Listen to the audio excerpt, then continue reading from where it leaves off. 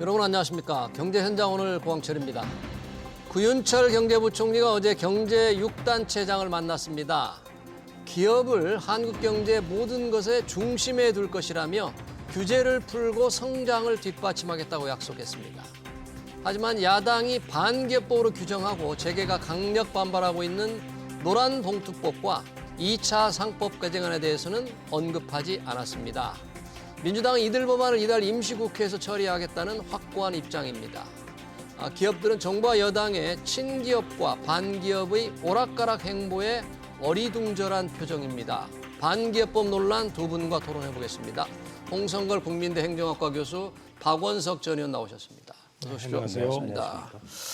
자, 지금 노란봉투법, 국회에서는 노란봉투법 그리고 상법 2차 개정, 2차 상법 개정이 이달 8월 임시국회에서 민주당 주도로 반드시 통과시키겠다 쟁점이 되고 있습니다. 국민의힘은 이런 법안은 반기업법이다 해서 강력 저항하고 있는데, 홍성울 교수님, 이 국민의힘이 주장하는 이 두 법안의 반기업적이다, 반기업법이다, 상당히 저 프레임을 이렇게 만들어가고 있는데 어떻게 보세요? 이런 그 두 법안이 전체적으로 모두 다 반기업이다라고 얘기하기는 어렵고요. 긍정적인 측면과 부정적인 측면이 있으니까. 예. 그런데 이제 노란봉투법 같은 경우에는 사용자 근로자 범위 확대한 거, 그다음에 노동쟁의 범위를 확대한 거. 예. 쟁의 범위 확대했다는 건 뭐냐면 예를 들어서 해고라든가 구조조정 같은 경영적인 판단에 대해서도 이 노동쟁의를 할 수 있게 이렇게 확대를 했다는 거. 그다음에 이제 과도한 손해배상 청구 제한이라고 하는 건데, 네. 손해배상의 상한액을 두는데 노조의 조합원 수나 재정 능력을 검토해라 이런 거거든요. 근데 사실은 우리가 그동안에 봐왔습니다만 불법 파업할 때 네. 하루에도 수천억 이 손실이 나는 거가 굉장히 많아요. 불법 파업으로 인해서. 예. 그러면 노조의 재정 능력 범위 내에서 그걸 해라? 그러면은 기업 입장에서는 완전히 그 손실을 전부 떠안아야 되는 거거든요. 그러니까 이런 문제들, 또 뭐 상법 2차 개정 네, 2차 안에도 상법. 네. 여러 가지가 있는데, 다른 것보다도 예를 들어서 3% 룰을 강화했는데 대주주가 아무리 주식이 많아도 3% 의결권 행사하는 거 3%로 제한한다 이런 거거든요. 이게 과연 그럼 이게 상법이나 이런 데 일반적으로 이게 원칙에 맞는 건가? 자기가 투자한 만큼 자기가 책임져야 되는 거 아니겠어요? 이제 그런 것들. 또 그다음에 다중대표 소송제라는 건데, 예를 들자면 모 회사의 주주가 네. 자회사의 경영진에 대해서 소송을 제기할 수 있는 거예요. 근데 사실은 그 주주는 아니잖아요. 그 자회사지만 그 자회사이긴 하지만, 그래서 이런 문제를 갖든가 뭐 이런 것들은 조금 이게 과도한 면이 없지 않다. 그래서 네. 지금 기업들이 주장하는 것들처럼 이건 조금 더 우리가 더 검토를 해서 뭔가 합리적인 기준을 만들거나 아니면 소규모로 조금씩 시행을 해보든가 말이에요. 이런 방식으로 할 수 있을 것 같은데, 지금 이제 민주당이 워낙 대통령 권력도 가지고 있고 국회 권력도 가지고 있으니까 통과시키면 그냥 통과되는 거겠죠. 근데 네. 그것이 우리 경제에 미칠 부정적 영향에 대해서는 나중에 그러면 반드시 책임을 져야 될 것이다 이렇게 봅니다. 네, 여러 가지 지금 말씀을 해주셨는데, 노란봉투법은 사용자의 범위 그리고 쟁의 대상을 확대한 게 기업이 좀 부담이 될 수 있고, 2차 상법 개정안 3% 룰이라는 것이 이 대주주가 가지고 있는 지분을 전부 다 반영을 하지 못하게 하는 이런 문제점을 지적해 주셨는데, 재계는 이런 얘기를 합니다. 박원석 의원님, 이재명 대통령이 기업이 잘 돼야 나라가 잘 된다 이렇게 했다. 그래 노란봉투법 2차 상법 개정은 기업 족쇄다, 기업 활동 어렵게 만든다. 이게 좀 헷갈린다, 이중적 행태 아니냐, 이런 지금 비판을 국민의힘 재계가 하고 있는 거죠. 그러니까 저는 엄살이라고 생각하고요. 재계 엄살. 근데 저는 반기업법이 아니고 기업경영 정상화법이다 이렇게 생각을 합니다. 기업경영 그러니까 정상화법. 오랫동안 네. 우리 대한민국의 특히 이제 재벌 대기업들이 굉장히 후진적인 노사관계, 그리고 이제 글로벌 스탠다드에 맞지 않는 지배 구조와 경영 관행, 네. 이런 걸 유지하면서 경영을 해왔는데, 그게 이제 국제 시장에서 더 이상 경쟁력이 없습니다. 그러니까 이제 우리 자본시장이 다 개방돼 있는 상태고, 대한민국이 세계에서 개방도가 굉장히 높은 이제 이 경제 구조를 갖고 있는 나라 중에 하나예요. 그런데 이제 저런 후진적인 관행 제도 이런 거에 의존한 기업 경영을 계속 해나간다면 그게 이제 국제시장에서 경쟁력을 가질 수 없고요. 대표적으로 이번에 이제 상법에 도입되는 집중투표제 같은 경우에 집중투표제. OECD나 MSCI 같은 그 지표에서는 그 집중투표제가 있느냐 없느냐를 이를테면 그 시장의 투명성, 그 기업의 투명성 척도로 평가를 해요. 네. 때문에 그런 걸 갖추지 않아서 오랫동안 대한민국의 그런 어떤 기업의 지배구조에 투명성 문제의 지적을 받아왔거든요. 예. 근데 그런 것들을 이제 개선하자는 취지고 노란봉투법도 마찬가지입니다. 지금 앞서 이제 교수님 말씀하셨던 이제 사용자 그 범위 범위 확대와 확대. 관련해서 이미 우리의 이제 근로자 사용자 개념이 예전하고 많이 달라졌습니다. 그래서 하청이라든지 플랫폼이라든지 원청이 직접 사실은 그 고용하지는 않지만 사실상 근로 조건과 그다음에 업무에 실질적인 영향력을 행사하는 그런 형태의 간접 고용이 굉장히 많이 늘어났거든요. 예. 근데 그 경우에 이제 하청 노동자들은 원청을 상대로 교섭을 할 수가 없습니다. 그래서 이거는 그 노동조합이 헌법상 갖고 있는 교섭권을 확대하는 그런 법안이라고 보시면 될 것 같고요. 네. 손배 책임도 이게 불법 파업에 대해서는 판례를 통해서 이게 엄격하게 어쨌든 그 기준들이 정해져 있고 그에 대해서 노동조합이 책임을 지게 됩니다. 근데 손배라는 게 노조의 정상적인 활동을 위축시킬 목적으로 무분별하게 남발되는 경향이 있고 예. 또 불법 행위의 가담 정도에 따라서 차별적인 어떤 책임을 져야 마땅한데 그냥 무차별적으로 노동조합 전체, 구성원 전체 그 책임을 지우는 관행들이 있었습니다. 네. 그래서 이런 것들을 좀 정리해서 정당한 노동조합 활동에 대해서는 그런 식의 무분별한 손배 손해배상. 권한을 행사할 수 없도록 하고 예. 설사 불법 행위가 있어서 그에 대한 손배 책임을 지더라도 그에 대한 가담 정도에 따라서 차등화된 그런 책임을 지도록 하자는 게 네. 이번 법 개정의 취지고요. 네. 이 법들이 무엇보다도 급조돼서 이 정권 들어와서 혹은 민주당이 지난 총선 이후에 다수당이 돼서 갑자기 논의한 법이 아니고 길게는 30년 전부터 이런 제도화의 필요성이 제기됐던 상법의 그 집중투표제라든지 이사 책임을 강화하는 문제라든지 이런 거는 과거에 90년대부터 경제민주화 운동을 시민단체들이 하면서 예. 꾸준히 제기해왔던 그런 제도 개선 사항들이거든요. 예. 그게 비로소 현실이 되는 거기 때문에 저는 이제 국제시장에서 글로벌 기업들과 경쟁해야 되는 그리고 국제시장에서 이제 국제시장이 요구하는 그런 스탠다드에 맞게 경쟁력을 가져야 되는 우리 기업 정상화법이다. 이렇게 네. 생각을 합니다. 조금만 좀 네, 홍 교수님. 반론을 네. 좀 드리고 싶은데요.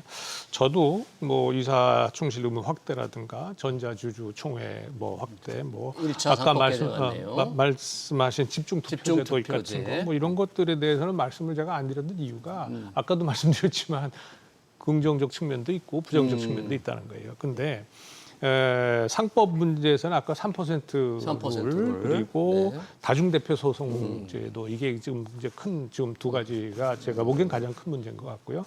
노란봉투법의 경우에는 분명히 그 노동관계 실질적 통제권을 가지고 있는 원청이 책임져야 할 부분도 있어요. 그런데 이게 왜 이런 문제가 생겼느냐라고 보면 우리나라의 구조적인 그런 그 노동시장의 구조적 측면 문제가 있거든요. 예. 그래서 정규직, 비정규직 혹은 이 하청관계, 과도한 하청관계 이런 것들이 있는데 이런 것들은 그대로 놔둔 상태에서 예컨대 조선업이라든가 이런 큰 회사들은 원청 하청 관계가 굉장히 건설업계 굉장히 그렇죠. 복잡하거든요. 많죠. 수백 개가 되는 거죠. 엄청나게 많단 말이에요. 네. 그런데 거기에 대해서 원청이 전부 일일이 대응해야 된다.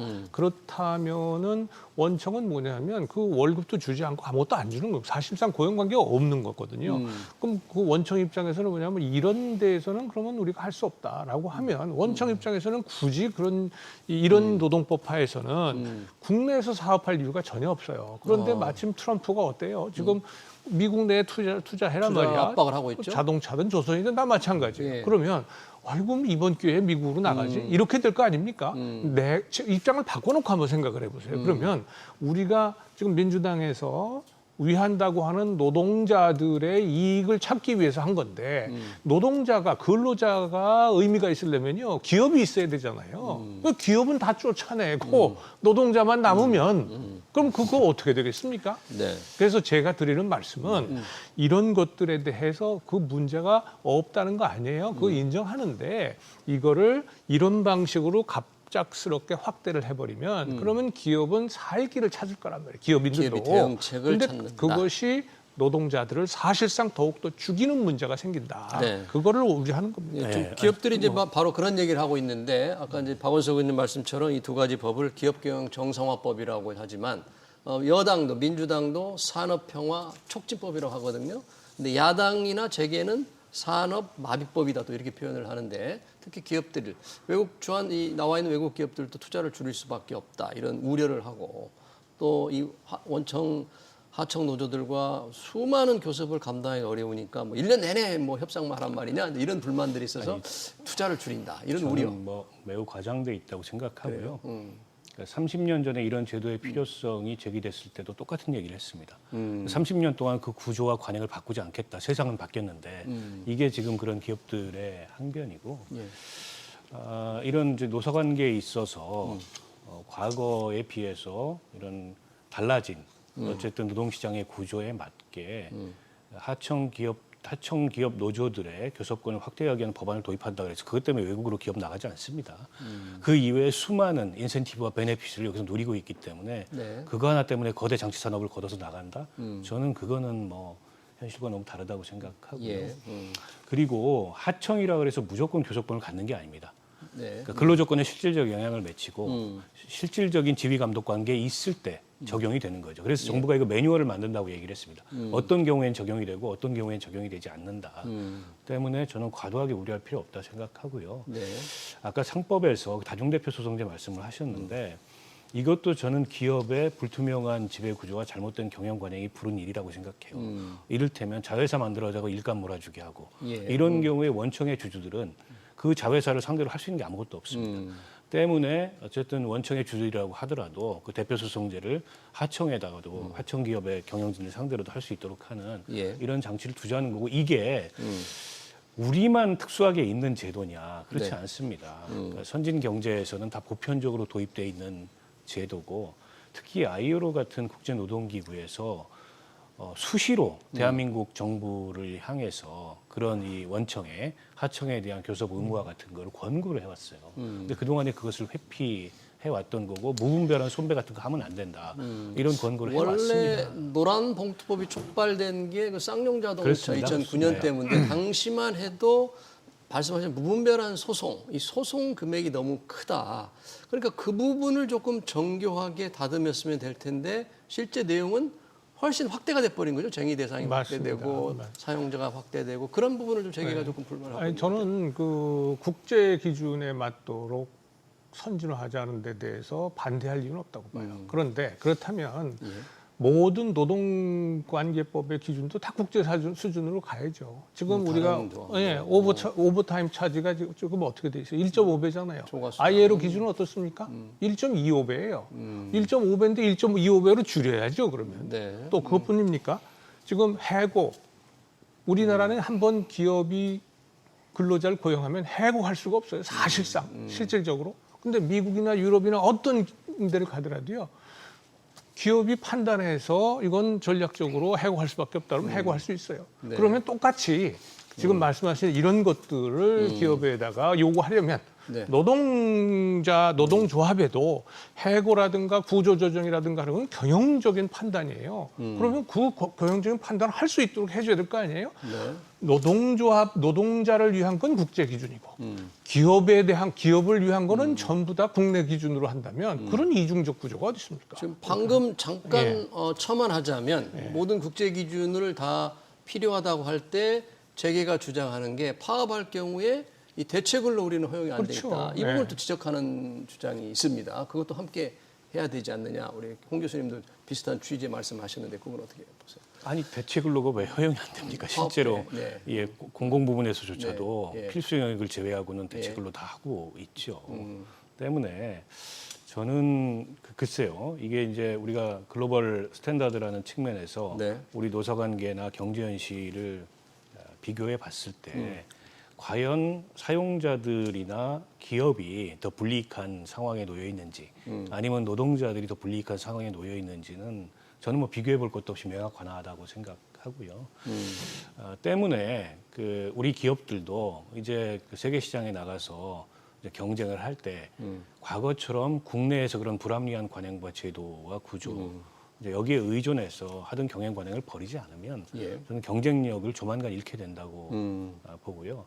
지금 오늘 그 토론의 주제는 아니지만 환경 문제에 있어서는 더더욱 그렇습니다. 환경. 네. 예. 특히 그런 문제에 있어서는 갈수록 이제 국제적인 스탠다드가 높아져 가고 있고 더군다나 이제 기후 재난이나 이런 걸로 인해서 그 기준을 계속 높여가고 있는데 여전히 우리 기업들은 과거의 기준에 의존해서 변화하려고 하지 않고 있거든요. 네. 그래서 저는 이 법들도 물론 시행착오가 발생할 수 있고 부작용이 나올 수가 있어요. 그건 이제 또 다른 개선 사항이 될 수가 있다고 보고 정부도 이에 대한 기업들의 우려를 알고 있기 때문에 아까 제가 말씀드렸듯이 좀 디테일한 매뉴얼 같은 거를 만들겠다 이렇게 얘기를 하고 있는 거고요. 네. 때문에 시행을 해보고 시행에 있어서 예를 들어서 뭐 부작용이 더 크다. 이로 인해서 개선점 보다.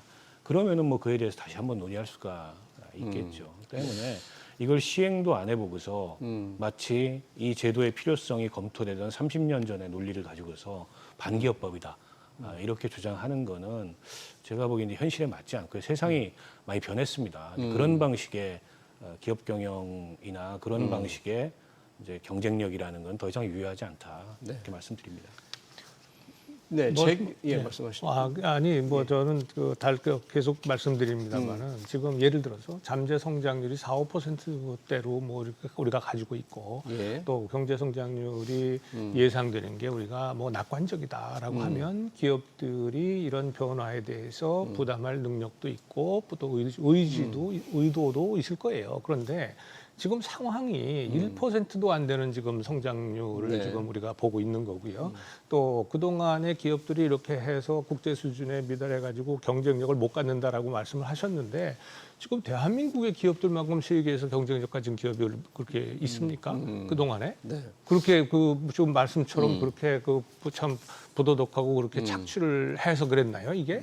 그건 아니거든요. 우리 노동자들이 똑같이 다 잘 살게 됐잖아요, 이만큼. 예. 국민소득 전체가 높아졌고. 그러니까 저는 지금 이게 해보지 않고 자꾸 그런다라고 하는데 그렇게 해보지 않고 그렇게 했다고 해서 과거에 민주당이 부동산 관련 법이라든가 여러 가지 법에서 시행착오를 하는 바람에 노동자들이 굉장히 어려움을 겪은 적이 많았습니다. 예. 그러니까 지금 이거를 하신다면 제가 보기에는 그 부작용은 다시는 돌이킬 수 없는 경제적 파탄을 가져올 가능성도 있다. 그래요? 그래서 저는 좀 숙고해달라. 아까도 말씀드렸잖아요. 이 전체 법이 다 반기업법이라는 거 아니에요.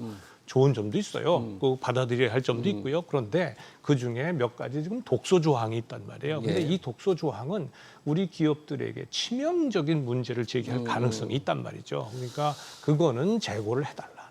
그런 의미로 말씀을 드리죠. 그러니까 지금 교수님 말씀에 연장해서 제가 한 말씀만 더 네. 드리면 저는 국민의힘의 이 법안을 대하는 태도가 그래서 문제라는 겁니다. 국민의힘 어떤 문제예요? 그러니까 대통령 거부권에 의존해서 이걸 다 그냥 일괄적으로 거부권 행사를 통해서 반대해 왔잖아요. 예. 근데 지금은 야당이에요.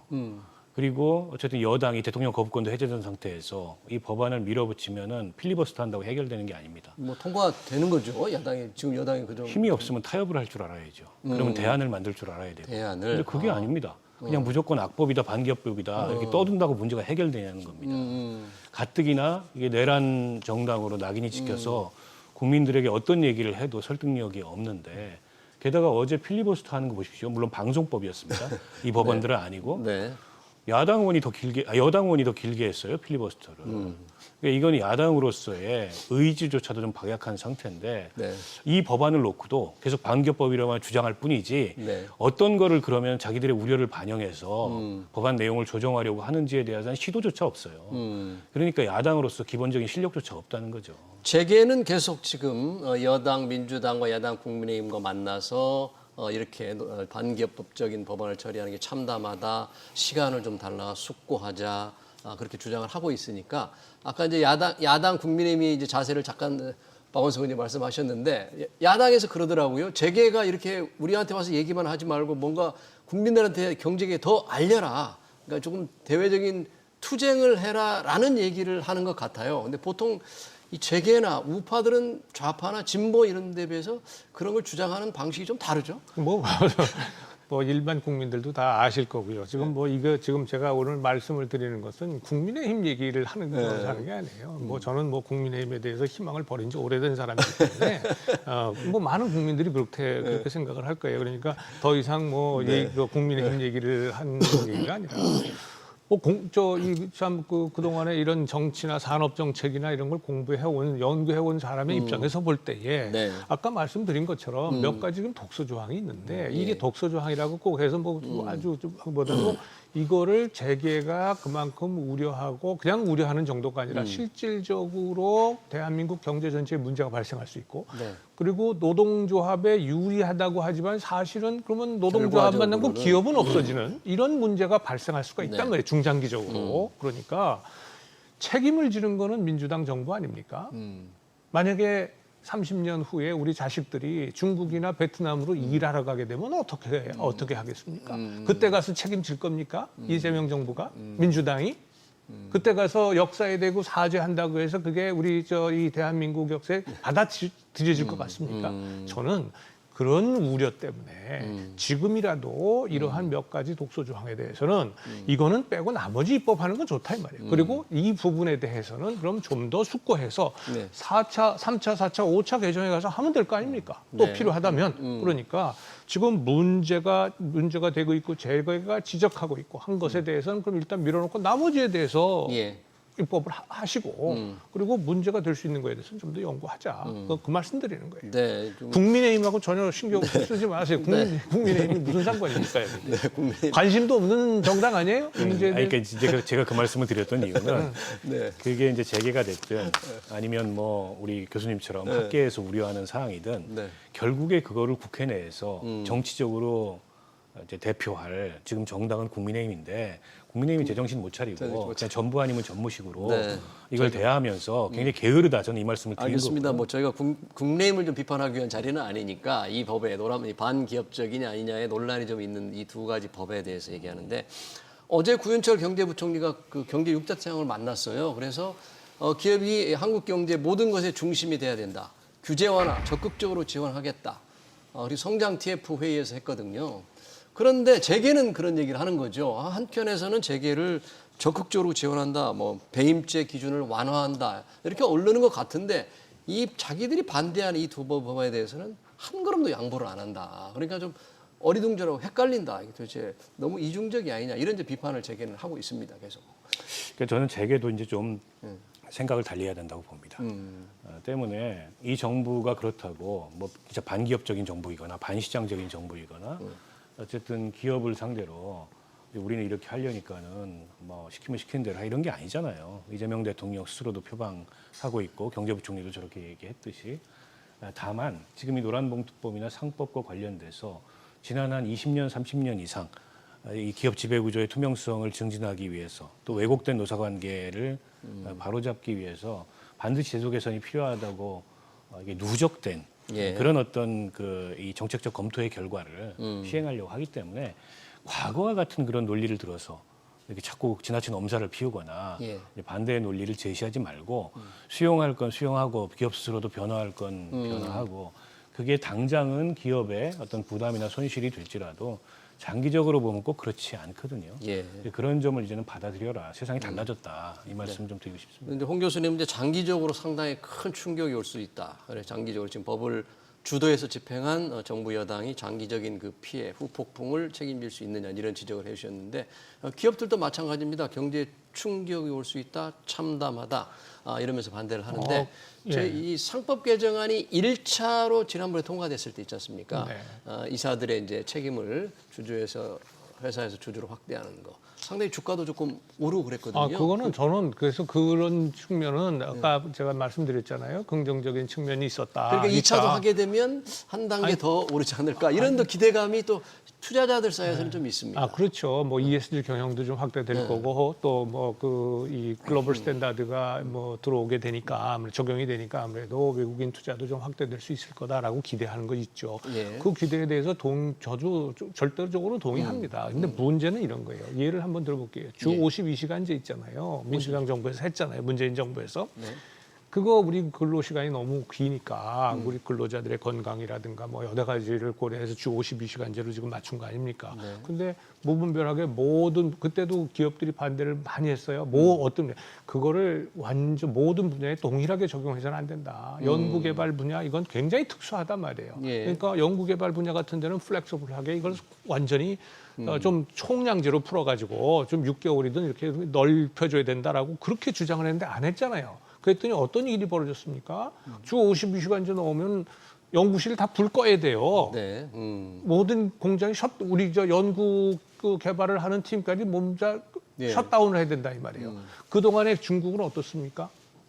중국이 무섭게 올라오고 있잖아요. 네. 중국 사람들이 52시간제만 일합니까? 연구개발 분야에서 그거 아니거든요. 그러니까 저는 이런 똑같은 지금 그 사실은 원리예요. 우리 기업이 감당할 수 있는 부분이 있긴 있어요. 그런데 지금 트럼프 행정부하고 관세 정쟁이 이렇게 지금 돼서 지금 그 상호 관세율이 15% 됐지만 앞으로 품목별 관세가 반도체를 비롯해서 이런 분야, 의약 분야 이런 분야에 얼마나 올라갈지 알 수가 없어요. 예. 기업의 입장에서 미래의 불확실성만큼 어렵고 힘든 게 없습니다. 그런데 지금 국내에서는 너 다리에다가 이만한 쇠뭉치 등에다가 엄청난 바위 덩어리 얹고 뛰어라. 네.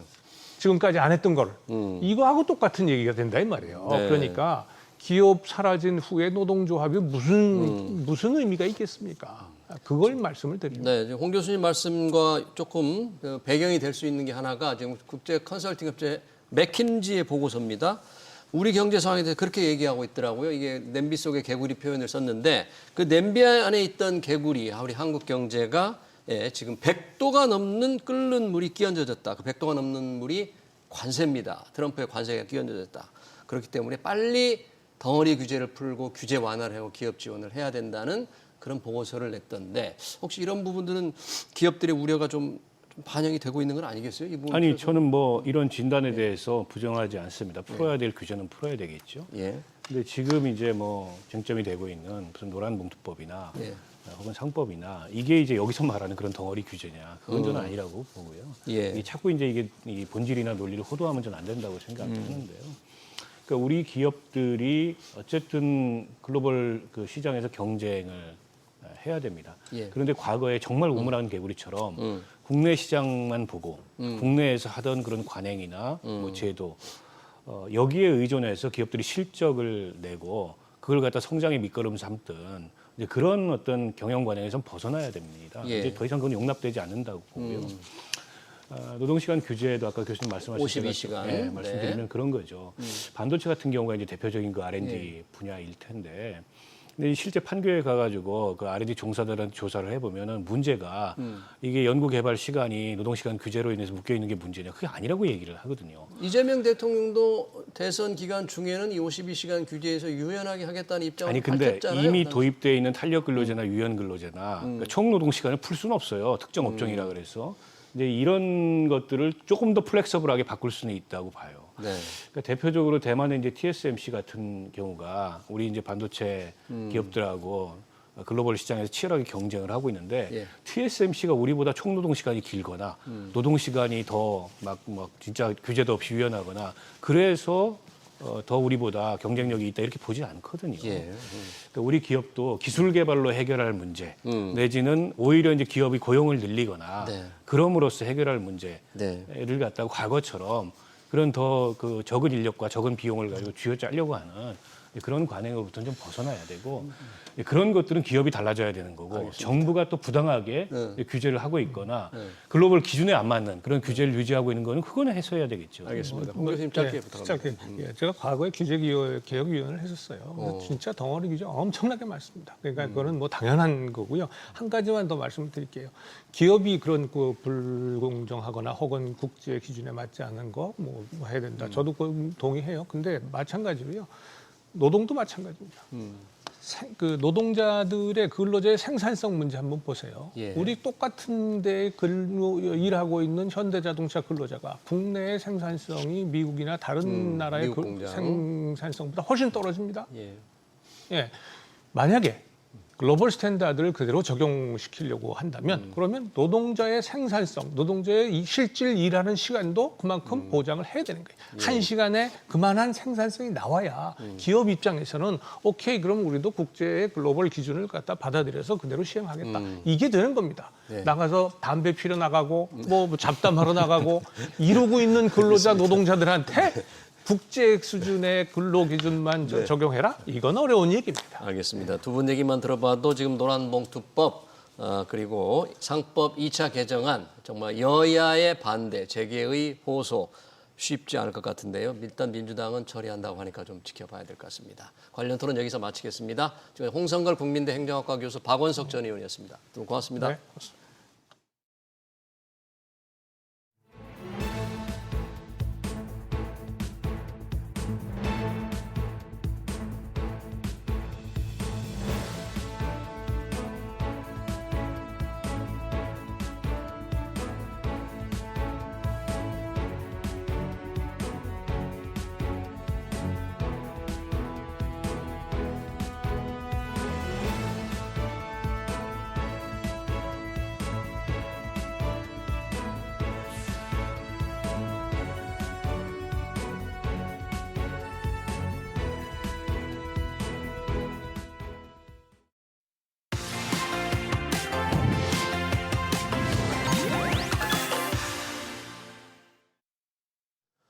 네, 중국 지도부가 여름 휴가를 겸해 비공식으로 국정을 논의하는 베이다이어 회의가 시작됐습니다. 집권 3기 반환점을 맞아 불거진 시진핑 주석의 실각설을 잠재울지 주목되는데요. 그런 가운데 중국 제조업 지수가 계속해서 얼어붙는 분위기입니다. 중국 정부가 다시 경기 부양책을 내놓을지 전가림 호서대 교양학부 교수 모시고 얘기 들어보겠습니다. 교수님 어서 오세요. 네, 안녕하세요. 네.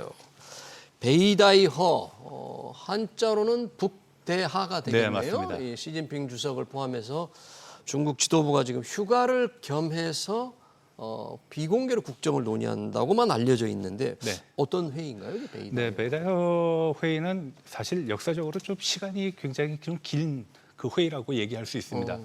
1954년서부터 65년도까지 그리고 1984년서부터 2002년도까지 진행을 해왔던 겁니다. 원래는 이제 여름 때 휴가 겸 업무 겸 해가지고선 북대하라는 곳에서 이제 중국의 고위층들이 모여가지고 어디쯤 회의를 이름을 합니다. 시청자 알려서 그게 하북성 위입니다. 천진의 윗부분에 천진 있습니다. 위로? 네. 그렇군요. 네. 근데 거기서 이제 회의를 하는데 과거에는 이제 주로 정책의 어떤 노선이라든지 이런 것을 논의를 하고 중국에서 중요하게 생각하는 것 중에 하나가 회람 정치입니다. 그래서 원로들한테 기본적인 정책의 윤곽 같은 걸 돌리고 그들의 의견을 청취하는 그런 자리였습니다. 근데 2002년에 그것이 이제 마지막으로 됐고요. 2003년에는 후진타오가 들었으면서 이 회의를 하지 않았습니다.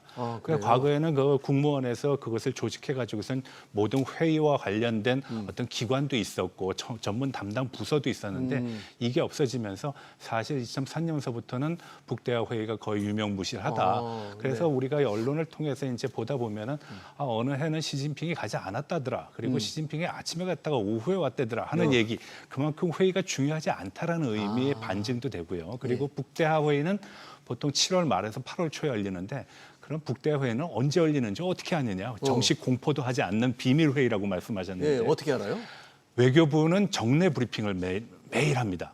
근데 그렇죠. 외교부가 정례 브리핑을 안 하고 휴회를 하겠다고 발표하면은 그 다음 날이 바로 북대화 회의가 있는 베이다이어 날입니다. 회의다. 그래서 이번에도 3일 날 외교부에서 15일까지 이제 정례 브리핑을 잠깐 쉬겠다. 그러면은 사람들은 다 이제 이제 북대화 회의가 진행되는구나라고 알고 있는 것입니다. 예전과 조금 달라졌긴 합니다만 무슨 회의에 주제 같은 게 딱 있습니까? 이거는 주제는 특별하게 없습니다. 없어요? 물론 중요한 문제들을 다루기 때문에 그 시대별로의 어떤 그 이슈 같은 거는 논의되는 경우가 있습니다. 예를 들어 가지고서 뭐 대만관에 문제가 있었을 때 금문도 포격에 어떤 결정을 했다든지 아니면은 무슨 중국에서의 여러 가지 이제 중요 문제점들 중에 정책과 관련된 문제들 특히 이번 회의와 관련돼서는 많은 사람들이 이게 뭐 시진핑의 실각설, 권력 누수설 이런 계속 거를 나왔잖아요. 그런 얘기를 많이 하는데 만약에 그렇다 그러면은 북대화 회의는 더 성대하게 치러져야 되는 것이 맞을 겁니다. 왜냐하면 많은 고위층들이 모이는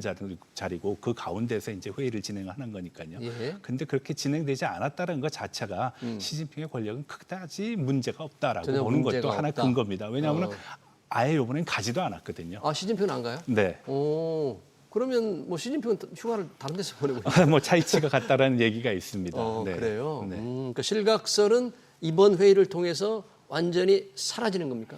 뭐 완전히 사라졌다기보다 그거를 근거로 해가지고선 시진핑의 권력 누수나 실각을 얘기하기에는 너무 부족한 면이 많다. 우리가 이제 몇 가지 사안을 가지고 얘기를 하는데 5월 달에 시진핑이 러시아를 방문한 이후에 한 2주 동안 나타나질 않았어요. 예. 그리고 또 6월 달에 아주 특별하게 그 벨라루스 대통령이 왔을 때 공식적으로 여태까지는 그 모임을 주재했던 장소에서 만나지 않고 자기의 사택과 같은 그런 개별적인 사적인 공간에서 만났고 가족들을 대동했다라는 거 그런 것들이 이슈가 돼가지고서 이제 지금 시진핑에 대한 얘기들이 많이 나오는데 그건 사실 그걸 가지고 시진핑의 실각이라든지 권력 누수를 얘기하기에는 부족한 면이 많습니다. 예. 뭐 군 인사에서 특이한 변화가 있어서 혹시 실각설이 조금 모락모락 피어난 건 아니죠? 네, 그것도 이제 얘기가 많이 되고 있는 거죠. 자신이 뽑아놨던 사람들이 계속 뭐 부패 혐의로 조사를 받거나 아니면은 사망을 하거나 아니면은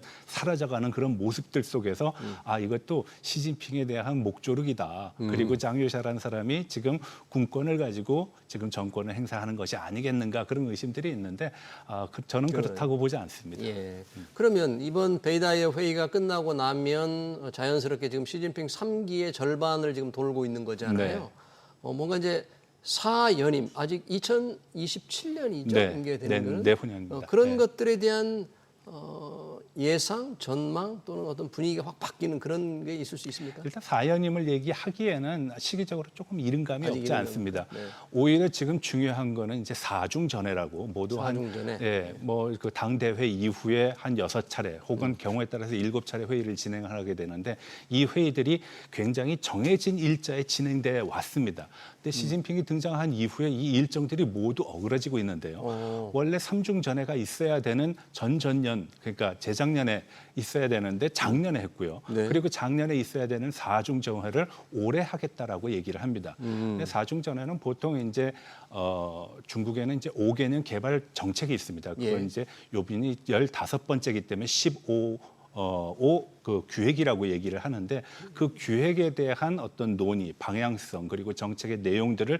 논의하는 그런 것이 아마 이번에 가장 핵심적인 주제가 될 것이고요. 그리고 사중 전회의 개최와 관련된 문제들을 논의하는 것도 이번에 주요 이슈가 될 겁니다. 그렇지만 뭐 인사에 관한 문제들이 이번에 주요 이슈가 될 것이다 하는 한간의 얘기들은 사실상 중국의 어떤 정치적인 그런 권력이라든지 패턴을 봤을 때는 맞는 상황은 아니라고 봅니다. 네. 아까 말씀하신 15차 15차 5개년 기획. 5개년 계획이 네. 시행은 내년부터인데 네. 이번 회의에서 이제 그런 부분들을 어떻게 할 것인가 좀 네, 얘기가 그렇습니다. 이루어지다 아무래도 그런 얘기죠. 각 부분의 그 수장들이 나와가지고서 회의를 하다 보니까요. 예.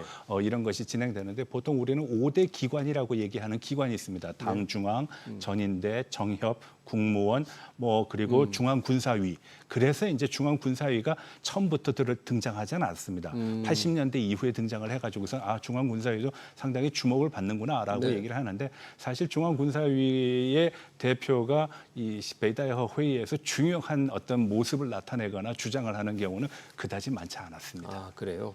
지금 내년부터 시행될 15차 경제개발 5개년 계획을 얘기할 수도 있다고 그러는데 지금 경제 상황이 참 안 좋잖아요. 네. 시진핑 주석으로서도 좀 답답할 것 같아요. 네, 아무래도 경제 그렇습니다. 상황이 좋아야 인기를 지지를 유지할 그렇죠. 텐데 이번에 나온 경기 지표 이 제조업 구매 관리자 제조업 PMI가 나왔다는데 네. 굉장히 좀 안 좋게 나왔어요. 네, 이게. 그렇습니다. 과거에는 이제 차이신 PMI 지수라고 얘기했는데 그 차이신과 S&P가 공동으로 조사를 하고 그걸 발표를 해왔습니다. 그렇지만 이제 중국의 그 차이신이라는 회사가 주도를 했기 때문에 과거에는 차이신 PMI 지수라고 했는데 그 계약 기간이 끝나서 올해부터는 S&P 글로벌 PMI 지수라고 발표를 하는데요. 예. 4개월 연속 50 이하로 나타났기 때문에 경기 하강 국면이 더 가속화되고 있다. 더 분명해지고 있는 것 같다. 그리고 잘 아시다시피 지금 코로나가 끝난 지가 오래됐지만 코로나의 여파가 여전히 중국에 남아 있습니다. 중국은? 네. 네. 가장 대표적인 것 중에 하나가 바로 부동산 경기의 참 침체거든요. 부동산 중국의 가장 큰 과제인데. 네, 그렇습니다. 사람들이 소비를 하지 않습니다. 소비가 이루어져야지만 어떤 부동산 경기도 진작이 될 텐데 그렇지 않다라는 것이고요. 또 한 가지는 지금 중국에서 가장 심각한 문제, 뭐 언론에서 많이 안 다루고 있지만 네이주엔이라는 문제가 있습니다. 네이주엔은 치열한 경쟁을 하는 겁니다. 치열한 예. 경쟁? 네, 제살 깎아먹기식의 치열한 경쟁을 중국에서 네이주엔이라 그러는데요. 예. 가장 비근한 예를 들면은 전기차를 들 수 있습니다. 아, 네. 중국 차들끼리 네, 자동차들끼리 과거에는 한 400개 정도 됐는데 지금 한 100개 이하로 남았거든요. 예. 그거를 열 몇 개까지 줄이겠다는 게 중국 정부예요. 근데 거기서 살아남으려면은 판매량이 일단 많아야 되고 예. 출하량이 많아야 되거든요. 그러다 보니까 가격을 다운을 시키고 어떤 물건은 팔리지도 않는데 거의 그냥 노상에다가 방치해 놓는 그런 현상도 일어나고 있습니다. 예. 그래서 이러한 제살 깎기 먹기식의 경쟁이 너무 치열하다 보니까 중국 정부가 얼마 전에 나섰습니다. 예. 예, 생산량 그리고 가격 경쟁하지 말고 생산량을 줄이도록 하고 그리고 보다 효율적인 경제 운영을 할 수 있도록 회사를 관리하라라는 것을 각 주요 부분에 전달했는데 대표적인 게 태양광, 배터리 그리고 전기차 이런 회사들입니다. 예. 이 모두가 시진핑이 주장했던 신산양이라 그래가지고선 중국 경제를 새롭게 바꾸기 위해서는 내가 이 세 가지의 산업에 대해서는 주도적인 역할을 하겠다. 그리고 그 기업들을 대규모로 밀어줬거든요. 그래서 지금 세계 1위의 태양광, 세계 1위의 배터리, 세계 1위의 전기차. 국가가 됐습니다. 그렇지만 지금은 어떤 문제가 있느냐. 내부 간의 경쟁이 너무 치열하다 보니까 거기서 나타나는 해고의 문제, 그리고 생산성이 어떤 부조리의 문제, 그리고 대규모의 낭비 같은 것이 지금 중국 경제의 또 다른 지뢰라고 얘기할 수 있는 그런 상황까지 이 부분은 산업적으로 중국에도 영향이 크지만 주변국에도 영향이 있을 것 같아요. 치열한 경쟁을 하는 태양광, 배터리, 전기차 부분에서 네. 감산을 조금 유도하고 있는 거네요, 그러니까. 감산을 유도하고 있는 거고 고용의 안정성을 유도하고 고용 있는 안정성을. 겁니다. 예, 왜냐하면은 아무래도 코로나 상황 이후에 도산하거나 파산한 기업들이 많다 보니까 기업 경영에 있어서의 상황이 굉장히 안 좋은 상황이거든요. 예. 거기에 지금과 같은 미중 간의 어떤 전략적인 경쟁 그리고 관세 문제에다가 더해가지고선 세계 경제가 그다지 지금 상황이 좋은 상황은 아니기 때문에 오히려 이러한 것들이 중국 내부의 경제적인 모순 그리고 경제적인 불합리 같은 거를 야기할 수 있기 때문에 이런 문제에 대한 조절을 지금 굉장히 주목하고 있고 또 한 가지는 이제 여러 차례 말씀을 드렸지만 내수 진작입니다. 내수 진작. 네, 사람들이 소비를 하지 않는 것은 결과적으로 중국이 가지고 있는 경제의 어떤 잠재력을 더욱 배증시킬 수 있는 그런 능력을 깎는 것이기 때문에 내수 진작을 위한 여러 가지 조치를 취했습니다. 그래서 잘 아시다시피 이구환신이라고 해서 가전제품을 사거나 새로운 것을 바꿀 때 보조금을 줬는데 이게 이제 일정 정도 기간이 지나니까 그 효과가 미미하게 나타나고 이제 약효가 다 해갔군요. 그런 문제가 있고 또 앞서 말씀드렸다시피 부동산의 문제가 계속 진행되고 있고요. 지금 부동산은 다시 위기설이 좀 불거지고 있는 것 같아요. 네, 지금 상황이 더 안 좋아지는 거예요, 개선이 그렇죠. 지금 유일하게 부동산이 잘 되는 데는 1급지에서 가장 사람들이 선호하는 비싼 지역만 거래가 되고 있을 뿐 2선 도시, 3선 도시, 4선 도시에서의 부동산은 거의 침체 상태라고 보시면 됩니다. 지방은 아주 심각하겠네요. 심각합니다. 그럼 무슨 대책이 좀 있을까요? 그래서 이번 베다이허 회의 그리고 4중 전회를 통해 가지고선 새로운 부양책이 나올 것이다라는 어떤 기대감이 있습니다. 기대감이. 네, 작년에도 이러한 현상들이 반복이 됐거든요. 그래서 작년에 경기 부양을 위해서 9월 달서부터 지속적으로 정책을 내왔습니다. 아마 그때 보도를 보시게 되면은 금융, 증권, 보험 그리고 재무장관, 상무장관 모두가 나와가지고선 회의를 진행하는 그런 모습을 보신 기억이 있으실 텐데요. 그거는 경기 진작을 위한 중국의 극단적인 처방 그러나 그러한 정책이 여러 차례 발표됐음에도 경기에 대한 어떤 진작은 사실상 별로 그다지 기대치에 이르지 못했다는 것이 가장 큰 문제입니다. 네, 그러네요. 상황은 좀 좋아지지 않는데 새로운 대책이 나오는 것도 쉽지 않은 상황. 밖에서는 지금 미국과 지금 관세 전쟁을 하다가 지금 일시적으로 지금 소강 상태잖아요. 네, 맞습니다. 원래 12일인데 네. 미국에서 다시 90일을 연기를 했더라고요. 네. 서로 너무 충돌을 좀 피해보자 이런 건가요? 이제 카드를 갖고 있다라는 거라고 저는 봅니다. 네, 미국은 당연히 관세를 가지고 이제 압박을 하고 있는 것이고요. 중국이 지금 압박할 수 있는 가장 대표적인 게 하나가 히토류입니다. 히토류. 네, 히토류를 이제 판매를 하겠다, 개방을 하겠다라고 얘기했지만 실질적으로 미국 기업인들이라든지 미국의 어떤 생산 부분에서 중국의 히토류를 자기네가 원하는 숫자만큼 지금 갖고 가지 못하고 있습니다. 여전히 통제와 규제는 계속되고 있고 이런 상황 속에서 미국이 아무래도 강한 드라이브를 걸려도 그래도 거기에 반대급부에 대한 상대방이 카드를 쥐고 있다는 것이 미국이 고민하는 부분이라고 생각합니다. 그러니까 미국은 지금 동맹국들은 다 상호관세로 때리고 있는데 정작 상호관세 전쟁을 하겠다는 중국에는 조금 조심조심 굉장히 맞습니다. 신중하게 접근하니까 동맹국들만 지금 다치고 있습니다. 관세 얘기 나오니까 보니까 이번에 지금 러시아의 경우에 러시아산 원유, 석유를 지금 중국, 인도가 많이 사잖아요. 네.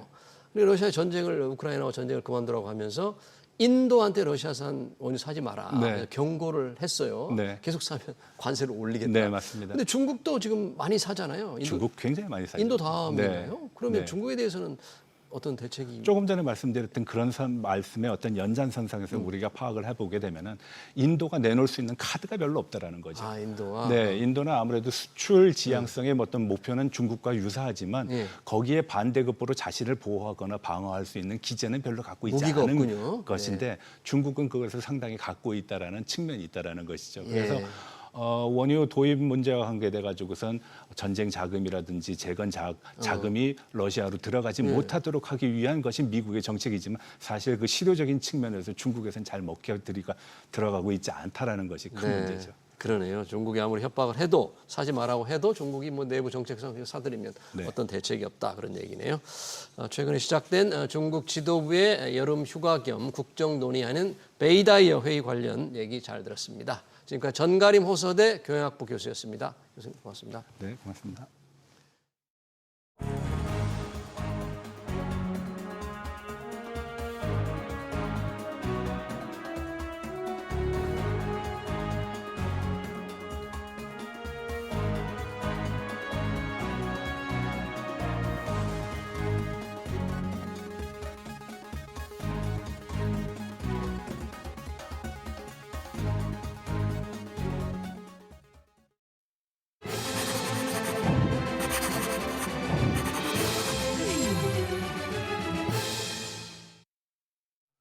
네, 경제 현장 오늘 저희가 준비한 건 여기까지입니다. 시청해주신 여러분 고맙습니다.